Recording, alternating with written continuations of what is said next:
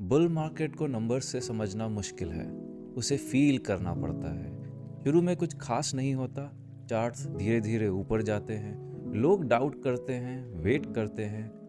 फिर एक मोमेंट आता है जहां मार्केट सडनली तेज लगने लगता है। प्राइसेस बढ़ने लगते हैं, न्यूज़ पॉजिटिव होती है और हर दिन यही लगता है कि अपॉर्चुनिटी हाथ से निकल रही है। फियर ऑफ मिसिंग आउट कहीं ना कहीं होना शुरू होता है और जब बुल मार्केट स्पीड पकड़ लेता है तो फियर डिसअपियर हो जाता है। रिस्क नॉर्मल लगने लगता है और इंसान सोचता है कि इस बार सब अलग है। क्या इस बार सही में सब अलग है? बुल मार्केट सबको जीनियस बना देता है। जब मार्केट ऊपर जाता है, हर ट्रेड सही लगता है, हर स्टॉक मल्टी बैगर लगता है और लोग समझते हैं कि उन्होंने मार्केट समझ लिया। Telegram tips, Twitter ideas, YouTube recommendations, हर जगह अपॉर्चुनिटीज ही अपॉर्चुनिटीज। लेकिन रियलिटी क्या होती है? कुछ स्टॉक्स 5x हो जाते हैं, कुछ साइडवेज रहते हैं और मेजॉरिटी इन्वेस्टर्स गलत टाइम पर गलत स्टॉक चूज करके फंस जाते हैं। तो क्वेश्चन ये नहीं है कि बुल मार्केट कब आएगा। रियल क्वेश्चन ये है कि जब बुल मार्केट चल रहा हो तो उसे राइड कैसे करें। चलो एक सिंपल स्टोरी से समझते हैं। हर बुल मार्केट में 3 टाइप के इन्वेस्टर्स होते हैं। पहला, जो रैंडम स्टॉक चेस करता है। दूसरा, जो म्यूचुअल फंड्स में एसआईपी करता रहता है बिना समझे कि अंदर चल क्या रहा है। और तीसरा, जो शांति से इंडेक्स को ओन करता है और एंड में शायद वही सबसे ज़्यादा रिटर्न्स बना के निकलता है। इंटरेस्टिंग बात यह है कि बुल मार्केट ख़त्म होने के बाद लोग रियलाइज़ करते हैं कि उन्होंने मार्केट को बीट करने की कोशिश में मार्केट को ही मिस कर दिया। इंडेक्स इन्वेस्टिंग का कॉन्सेप्ट सिंपल है। मार्केट का विनर प्रिडिक्ट मत करो, मार्केट का हिस्सा बन जाओ। ये एक एजुकेशनल वीडियो है जहां हम चार्ट्स के थ्रू समझेंगे कि बुल मार्केट एक्चुअली कैसे काम करता है, स्मार्ट इन्वेस्टर्स मार्केट को कैसे राइड करते हैं और कैसे इंडेक्स ईटीएफ्स कभी कभी म्यूचुअल फंड से बेटर अप्रोच बन जाते हैं। हम Nifty micro cap 250, Nifty 50, Nifty next 50 के चार्ट्स देखेंगे और समझेंगे कि बुल रन में वेल्थ एक्चुअली कहाँ बनती है। अब यहाँ एक इम्पॉर्टेंट क्वेश्चन आता है, अगर इंडेक्स ही बाय करना है तो म्यूचुअल फंड्स क्यों नहीं? डिफरेंस यहाँ स्टार्ट होता है। म्यूचुअल फंड्स में आप एनएवी पर बाय करते हो, फंड मैनेजर डिसीजंस लेता है, एक्सपेंस रेशियो ज़्यादा होता है और एग्जीक्यूशन आपके कंट्रोल में नहीं होता। अब ईटीएफ में क्या होता है? इंडेक्स को आप स्टॉक की तरह रियल टाइम बाय करते हो, ट्रांसपेरेंसी भी ज़्यादा होती है, कॉस्ट कम होती है, एमटीएफ भी यूज़ कर सकते हैं और बुल मार्केट में स्पीड और फ्लेक्सिबिलिटी मिलती है। सिंपल लैंग्वेज में म्यूचुअल फंड बस जर्नी है और ईटीएफ खुद गाड़ी ड्राइव करने जैसा है। आज का पहला इंडेक्स है निफ्टी नेक्स्ट 50, जिसे निफ्टी जूनियर भी कहते हैं। इस इंडेक्स को समझना बहुत इंटरेस्टिंग है क्योंकि ये प्रेजेंट नहीं फ्यूचर रिप्रेजेंट करता है।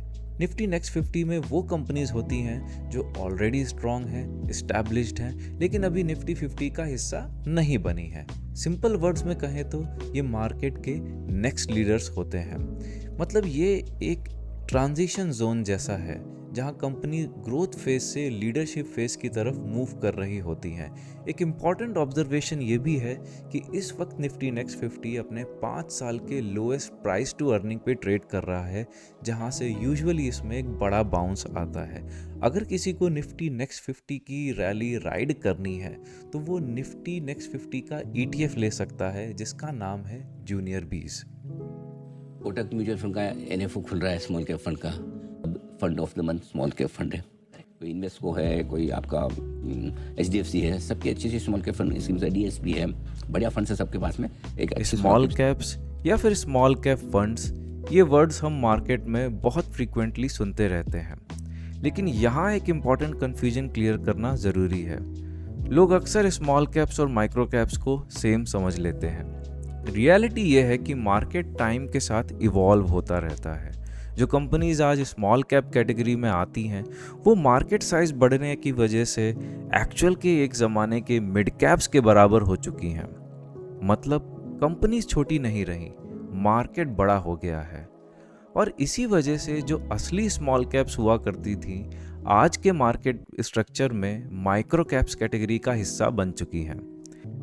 अब बात करते हैं निफ्टी माइक्रो कैप 250 इंडेक्स की, जो एनएससी पर लिस्टेड 250 सेलेक्टेड कंपनीज का एक डाइवर्सिफाइड इंडेक्स है।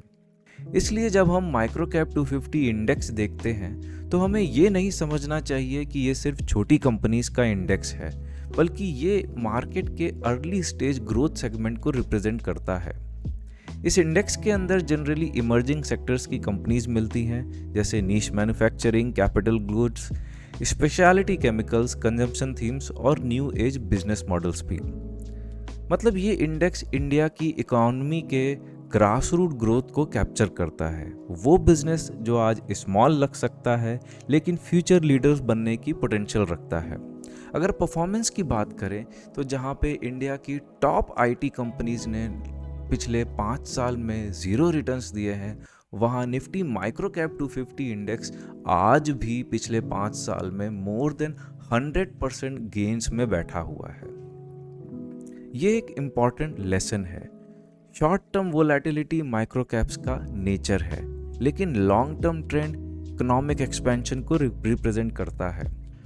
बुल मार्केट में लिक्विडिटी जब लार्ज कैप्स से मिड कैप्स, फिर स्मॉल कैप्स और फाइनली माइक्रो कैप्स तक फ्लो करती हैं, तब इसी कैटेगरी में फास्टेस्ट प्राइस डिस्कवरी होती है। इसलिए माइक्रो कैप्स को सिर्फ रिस्की सेगमेंट समझना इनकम्प्लीट व्यू है। ये एक्चुअली मार्केट का ग्रोथ इंजन फेज रिप्रेजेंट करती हैं। माइक्रो कैप रिस्की इसलिए नहीं होता क्योंकि कंपनीज छोटी होती हैं, रिस्की इसलिए होता है क्योंकि एक्सपेक्टेशंस बहुत जल्दी बढ़ जाती हैं। और अब आते हैं निफ्टी 50 पर, मार्केट का फाउंडेशन। अगर Nifty next 50 future leader represent करता है और माइक्रो कैप 250 एक्साइटमेंट फेज दिखाता है, तो निफ्टी 50 मैच्योरिटी रिप्रेजेंट करता है। यहाँ इंडिया की सबसे बड़ी और एस्टैब्लिश्ड कंपनीज होती हैं, बिजनेसेस जो मल्टीपल इकोनॉमिक साइकिल्स सरवाइव कर चुकी हैं। अगर हिस्टोरिकल डेटा देखा जाए तो फाइनेंशियल ईयर बेसिस पर निफ्टी 50 लॉन्ग टर्म में एवरेज अराउंड 10% या उसके आसपास रिटर्न्स जनरेट करता है। हर साल सेम रिटर्न्स नहीं होता, कभी ज्यादा कभी कम, लेकिन लॉन्ग टर्म में ट्रेंड कंपाउंडिंग का एग्जाम्पल देता है। और याद रहे, इतिहास के सबसे बड़े एक्सीडेंट्स अक्सर बुल मार्केट में ही होते हैं, इसलिए एक्साइटमेंट के बीच डिसिप्लिन जरूरी है। बुल मार्केट को प्रेडिक्ट करना मुश्किल है, लेकिन उसे राइड करना सिंपल हो सकता है। तो अब की बार जब बुल मार्केट आएगा तो आप उसे कैसे प्ले करेंगे? कमेंट में ज़रूर बताइएगा।